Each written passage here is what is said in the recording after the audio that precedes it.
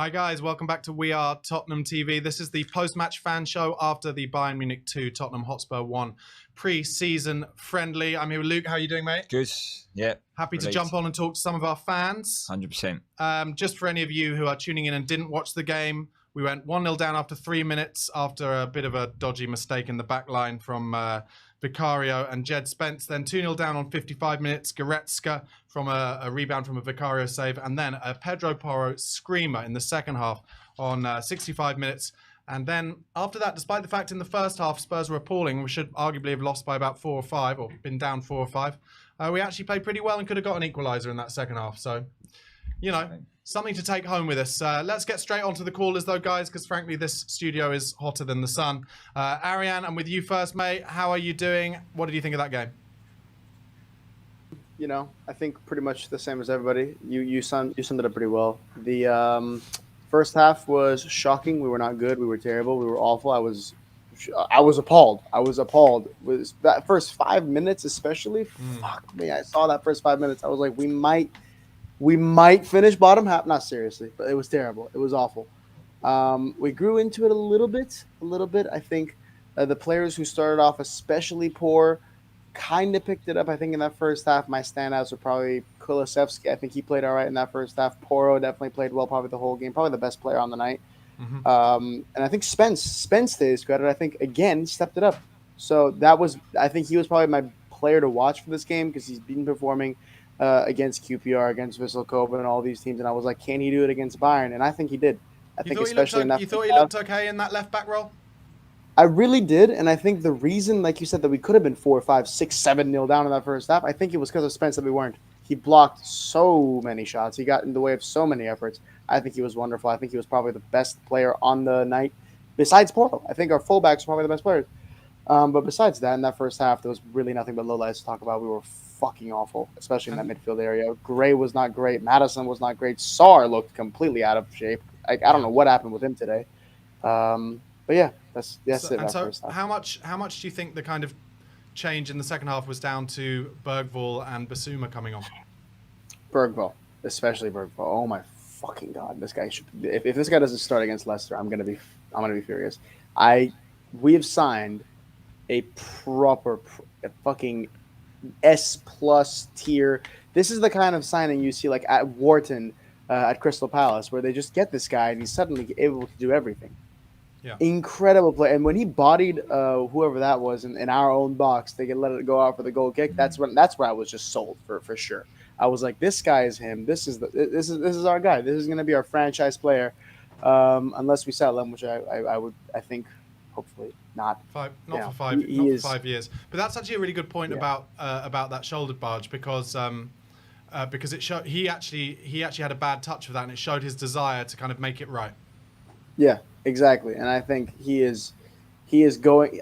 I said it the other day, kind of as a joke. I was like, he might be our best non-defender, and he's up there now. Honestly, I think with the performances he's putting up.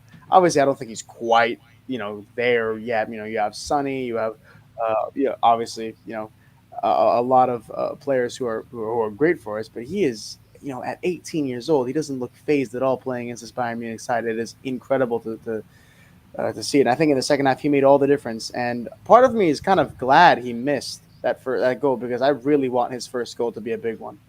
Because I just can't. I love him already. I'm going to buy a shirt soon.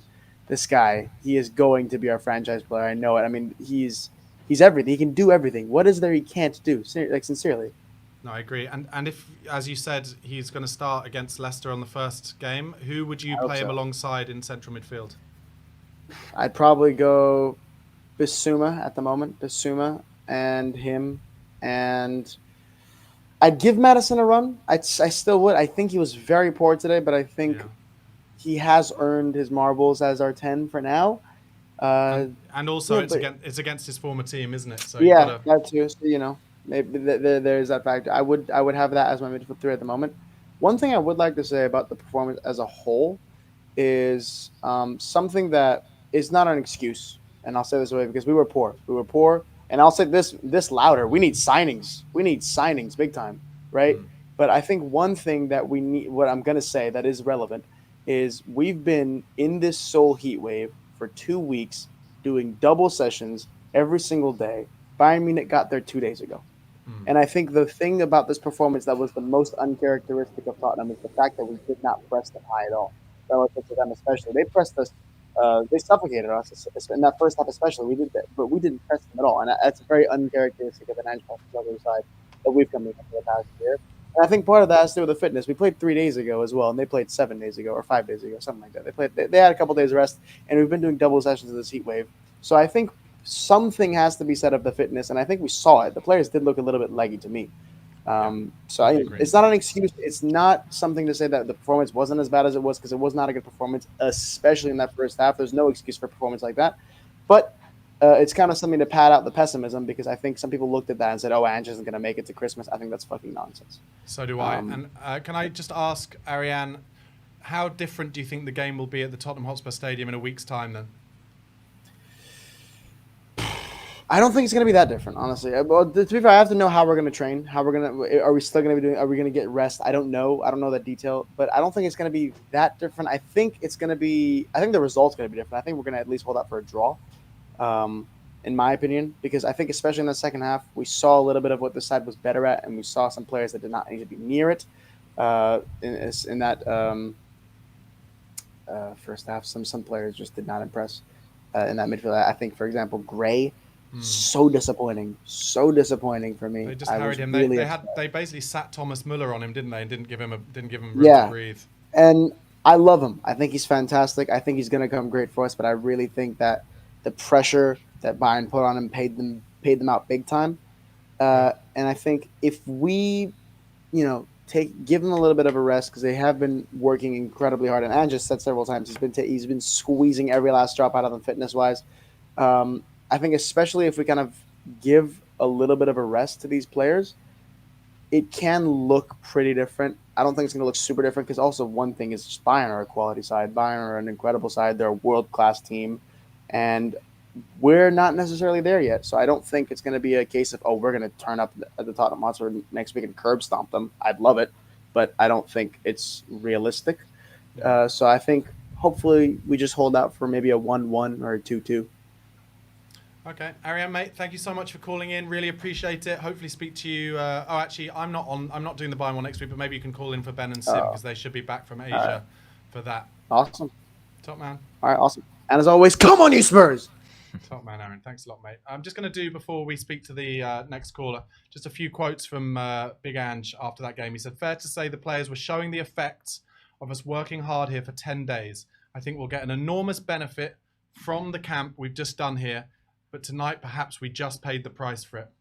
He said, I think for us, the really important thing was that we got 10 days of really solid training.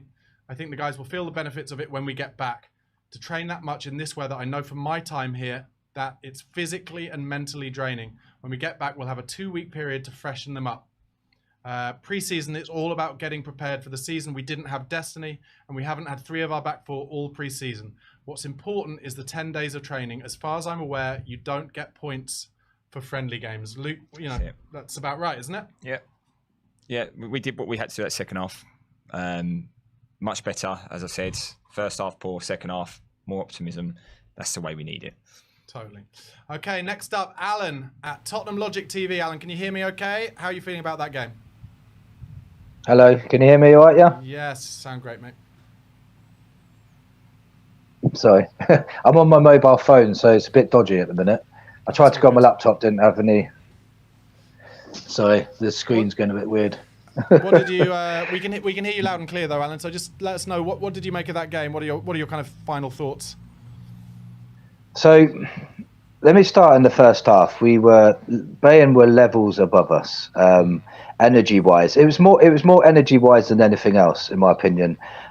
Defensively, if you look at it positively, set pieces we seemed a bit more structured with Dageul and Spence and Gray in there winning headers. It seemed a bit better when we was getting crosses put in. Porro was technically really good today. He was brilliant on the ball. He seems like picked up a bit of pace as well. It looked like it anyway. Jed Spence was good at the back. I think he's playing out of position. He got caught out a couple of times, but that's not his position. But I still think he's done enough to show that he can play in this squad. If we go into the second half, a lot more energy. It's hard to judge because they took a lot of their good players off. And yes, we were more energetic and we were dominating a lot more. Bergvall was outstanding again. Brilliant. He was playing brilliantly.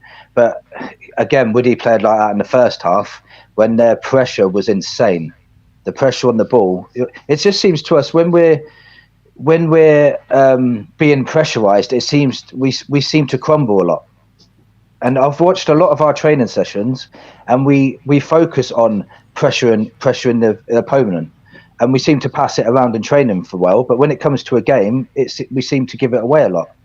So I can't understand why it's not being transferred into a game, if that makes sense.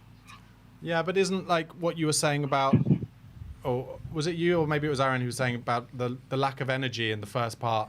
That our kind of legs didn't allow us to get away from their press. And I personally really felt that when Bergvall and Basuma came on, it was because they were showing such willing to kind of take a touch around someone or take it on the half turn that Bayern therefore were taking a step back. Whereas in the first half with Gray and Maddison and Sarr, all three of those players were in the most part just passing it straight back where the ball came from. So it really drew Bayern on to keep coming forward, I thought. Yeah, I think, like you said, in the first half, they were playing it more safe. And in the second half, there was more expansive. Basuma looks very sharp, by the way. He looks like he's getting his form back. And if he can get to the old Basuma, he's going to be a very good player for us next season. We definitely, in the second half, took more chances. And I think that's the youth side of it, because they've just got no fear at the moment. How willing would you be to blood some of these youth players in the opening games in the Premier League? I would definitely have. I'd say I can't see any of those youth that haven't made me think I'd put them in my squad, because every time they come on, they just seem to give us that lift, and that's what we was missing last season. Towards ends of games, we'd start a game like high press, doing well, and then it would sort of tail off. It'd be nice to bring them on to keep up the pressure in the second half. They've definitely got the capability, definitely. Totally agree. Do you feel, Alan, like the forward line was a little blunt today? Maybe overplayed? Yep. I think the three of them started all of those games in Asia, didn't they? Yeah, 100%. I agree with every single Spurs fan that you're probably going to speak to. We need signings up top. I said this last time I spoke to you, I think. We definitely need someone to, I don't know, like even with Kulu, when the ball goes up to him, he's good at holding up. But if it's in the air, he seems to just try and lean against the player and he doesn't go up for the header. Do you know what I mean? So we need someone that's dominant up front, a dominant number 9, and another tricky winger, I reckon we need. Or an Eze, but I don't see that happening now, to be honest. I don't know. I kind of think, what do you think, Luke? Because I kind of think the Eze deal is going to happen, because otherwise I don't know why Eze hasn't gone somewhere else. I think I personally feel what's happening is Spurs are trying to get all their ducks in a row to reach that release clause in terms of getting budget in from the sale of Højbjerg, of Royal, of all these players who have left the squad. Luke, what do you think? I would have been, hi Alan, I would have been incredibly confident about getting Eze. You see Gay, you've seen him linked to Newcastle. I just wonder how many players Palace will be willing to leave that might make the negotiations a bit trickier for Tottenham. Yeah. I'm confident. I still think we will get him, but for me still it's a number 9, and then if we can get an Eze, I think Kulusevski did a good enough job today though, for someone who can fill him. What do you think, Alan? Yes, he does a good job to fill in, but we don't want a fill-in. He's great as a squad player up front if we needed him to fill in a gap, but we need someone that's out and out that defenders are going to be afraid of. And I hope you're right about Eze, because if we got Eze and a decent number 9, even if we got someone like Jonathan David and an Eze, it would elevate us to another level. But if we go into the season with the front three we've got and Sonny gets an injury, we are in big trouble, massive trouble. What's your prediction for next week's Bayern game then, Alan? Do you think it'll be a similar type of fare, or do you think Spurs at home, pitch should be a bit better, maybe fresher legs might give them more of a game? Yeah, I think definitely we're going to be a lot more energetic. You're going to see a lot more of the first team. I think Van der Ven, Romero will be back by then. I'm not sure. I actually don't know when is Romero going to be back, because he literally won the tournament. So I would be surprised. Go on, sorry, you carry on, Alan. No, it's okay. You go. I would be surprised to see Romero play against Bayern.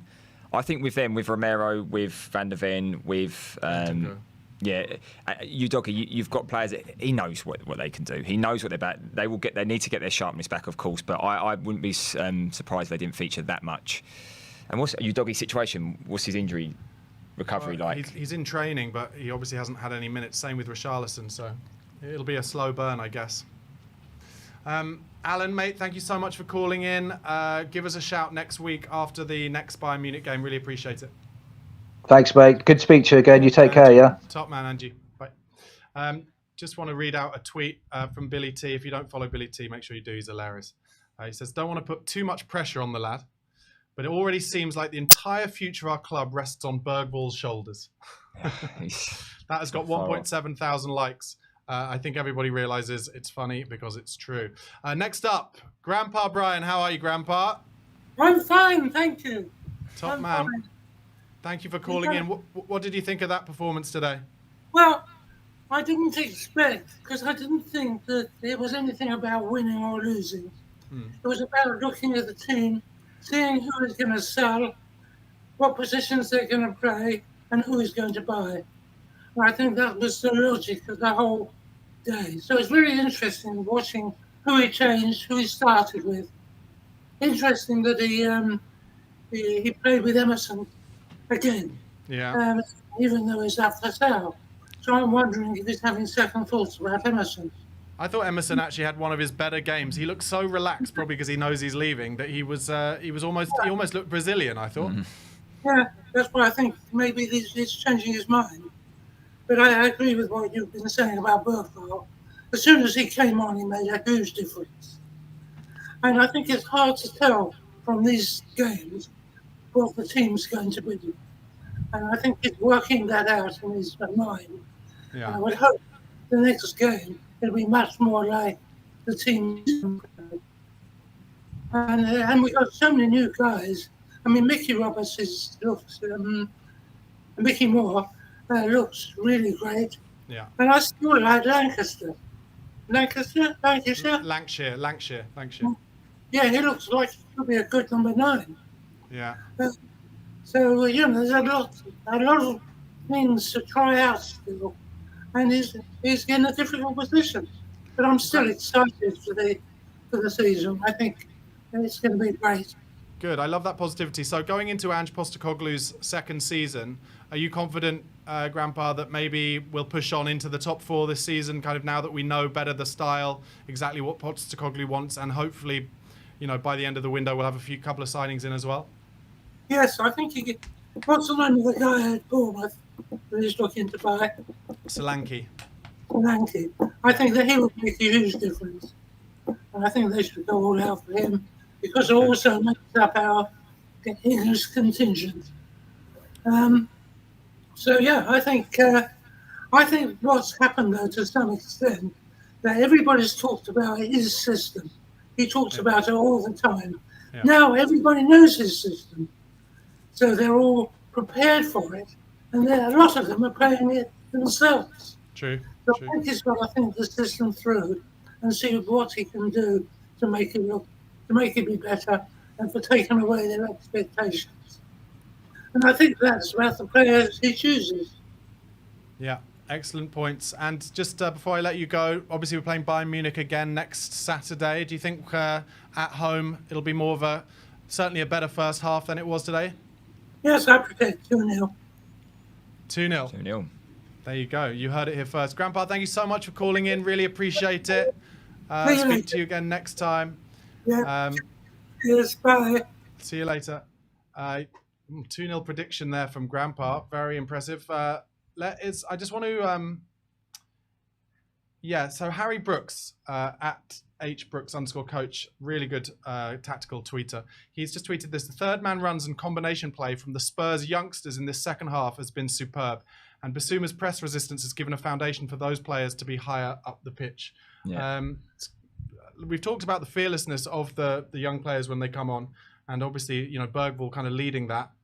I just do wonder whether, especially if we're not able to get any signings over the line, and we'll talk to Brian in a second about that, I'm sure, whether some more of these youngsters will be blooded than we think. Maybe Jamie Donnelly will get more of a go than we'd expect at this point. Wouldn't surprise me. I think when we said when the Bissouma come on, and he just offered that air of just a bit more relaxed environment for the youngsters to get hold of the ball and the 1-2s and everything.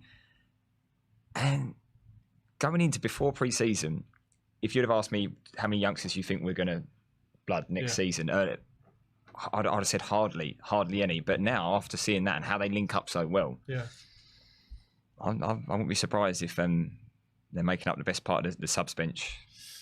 Brian Dageul, how are you, mate? How did you feel about that game? First of all, big up to both of you and everyone in the chat. Summary: first half, we were more open than a porn star's legs. Second half, youngsters came on and were brighter and showed what we were doing. I just want to touch on something Arian said about pre-season training and the heat and everything. Kittens. Have the £100,000 a week players got to run twice a day in the heat for them, and then go back to their 5-star hotels and get the masseuses and the food and the sports medicine? Listen, they have the heat. Yes, we were out there for 2 weeks. You'd think they'd acclimatise. And the one thing I will say about Ange, who, like I said, are still back pre-season, surely it's the time to try different tactics or different passages of play or different ways of playing. Like, this is the time to experiment with maybe a 3 at the back, or maybe being a bit more defensive when we're under pressure. And we just weren't. Listen, we all waxed lyrical about the youngsters in the previous games when they came on and done well in the team, and it was all, oh my God, this looks so well. The club, we're going to shine, and then we come up against class, and it's, oh, you do know it's a pre-season friendly. It is only pre-season. It's all about the fitness.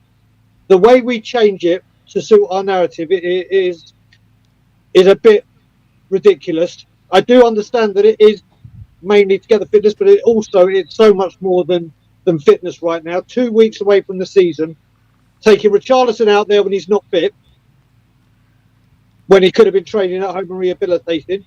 Yeah. It's just that was an eye opener when we came up against serious class. That we shows how badly we need changes. What do you think? What do you think is going on with James Maddison at the moment, Brian? Listen, I wanted him. I wanted Eze over Maddison last summer. He started off on fire. He was incredible, but I can't work out now if he's still trying to get form back from his injury. If the formation, the way we're playing, flooding the midfield, is taking his space away. I don't know if he's fit for this system because of the way we play and we're flooding the midfield.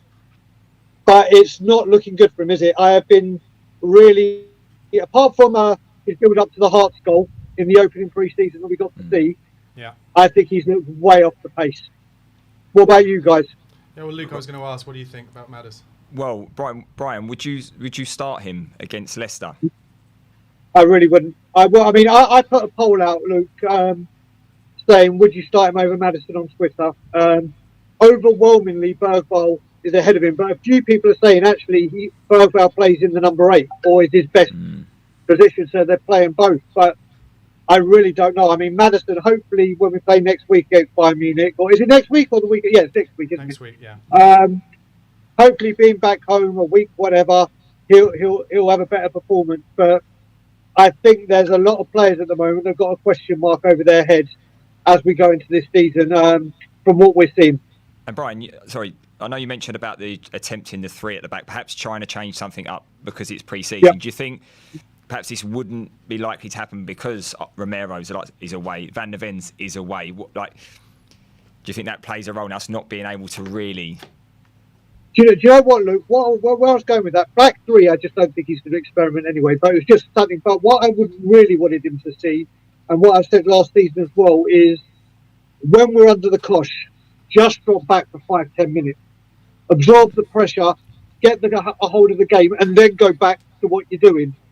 That's what I really wanted to see, because people said his second season you start seeing changes, and we still might. And like I said, I will say right now, I'm still fully behind Ange. All these people that are saying out, they're entitled to their opinion. I believe if people turn on Ange, they should look upstairs, not at the manager. But I wanted to see some kind of I've understood what's gone on here. So, just some kind of tactical thing to say, okay, we can see a change there. We can see the front line look absolutely abysmal, don't they? They look absolutely abysmal right across the line. Whoever is there, we have looked the shadow of ourselves. There's just so much that needs addressing, doesn't it? And I think this game has shown it a bit more. Yeah, I think it'll be really interesting to see when it comes to, well, starting next week, I guess, at home against Bayern, whether we are able to, in the first half, get more control of the game. If he's able to find a way to circumvent that 5-men block that they put on the press that they put on us. Because then also I'm really fascinated to see what happens at Leicester, whether Leicester will, as a promoted team playing at home, kind of really go for it, which I think will allow spaces for us, or whether they'll do what a lot of sides did last season and play the kind of deep block, which I think I wonder or worry about the front line, especially against deep blocks, actually, because I think when there's space to get in behind and get to the byline, we always score a lot of goals like that. But against those deep block sides, I do worry. Yeah, I mean, what you got to look at as well, Barnaby, when you look at it, is Steve Cooper at Nottingham Forest tended to do that quite a bit, didn't he? And that he can play expansive football, but on the home opener, and we don't know if Leicester are going to have points deducted, are they going to say, right, let's just try and get as many points on the board as we can before we go all gung-ho? It is going to be a tough one. And I agree with you, Barnaby, against low block teams, we saw that we struggled when people started working out what we're doing. Like I said, I think the most important thing, even forget how we play against Bayern, we're back home now. This week there has to be some incomings. There has to be some incomings, because we've shown how badly we need a striker, how badly we need a winger. And I have to say, Luke, you are absolutely spot on. If Guehi goes to Newcastle, I would say Eze is done, because they'll just say, right, now you're paying the whole 60 up front, no breaks, no nothing. That's how you're doing it, and we won't do it. So Guehi going to Newcastle, I think, has absolutely huge ramifications for Eze coming to Spurs. I've kind of spent the summer thinking that Spurs are going to have to pay it exactly how it is anyway. I think it's just like Spurs are trying to get their ducks in a row for that. Yeah, but Barnaby, we've known this for a year. We've known this for a year that this is the deal. Bayern Munich, what did the lease say? What did they do? That's the release fee. Off you go. Because they wanted him. They're like, right, we need... And this is for Vincent Kompany. To be fair, wasn't that just because Chelsea put it in as well? I think Chelsea and Bayern both went for it. Yeah. Maybe, but we need this player desperately. When you've known for a year that this is the structure of the payment, and you've tried... I mean, obviously, we don't know what's going on behind the scenes, so it could be advancing, it could be negotiating, but if this is a player you fundamentally want, then you go and get... And Eze walks into this football team, literally walks in, could have a huge impact on this football club, and we'll see if we get him over the line. He's my number one. Hopefully we get it done, but it's looking more and more unlikely for me. Before I let you go, Brian, how did you feel about that Solanke rumour yesterday? Please, God, no. Well, for anyone that's going on about that, apparently we couldn't make transfers or do deals because of the Euros and the Copa America. Yet we're going back for a player that wasn't at the Copa. It's got all the signings of when we were looking for a manager for 75 days, and then we went and got back and got one that was available all along. And then I've heard that we're waiting for Bournemouth to get a replacement. That's what we're doing. As a big club at Tottenham, we're waiting for Bournemouth to get a replacement. When Manchester United wanted Berbatov and Carrick, where we were the smaller club, did they go, oh, let's wait for Spurs to get the replacement, or did the big club go and pound? I don't want him. I still, if you're going to pay 65, let's just say that is the fee that Bournemouth are wanting, and that's it. Why not pay the extra 3 million and go get Eze? Why not spend the extra and go get Gyökeres? What? I just don't know. Listen, if he fits the system, and people think that, people are entitled to their opinion. But this is to go back and get a player when we were told that you can't get deals done because of the Euros and the Copper, because that's where our targets are, and then go back and get one that we could have got all along and could have been on this tour, it speaks volumes to me. Okay, mate. Brilliant. Thanks again for calling in, Brian. Really appreciate it. Always. Look, great job. Great day for you, buddy. Good to see you. Cheers, Brian. No worries, mate. And as always, Levy out. There we go. Never in doubt. Levy out, as Brian likes to say. Guys, thank you so much for calling in today. Really appreciate it. Understand that it's a little bit of a Debbie Downer because we lost our first preseason game. But it does happen. It's only preseason. They're getting minutes in the legs. As Big Ange said, it's all about getting ready for that Leicester away game. And I personally feel if we can get 3 points there at the King Power the first day, we can push on for a little run, just like we did last season. Luke, thanks so much for coming on. Really appreciate it. And make sure, guys, you subscribe to We Are Tottenham TV if you're not already. Give this video a like. And also tune in again next week for the watch along and the post-match fan show for the second of the double header against Bayern Munich. Have a great rest of your weekend. Come on, you Spurs. Come on, you Spurs.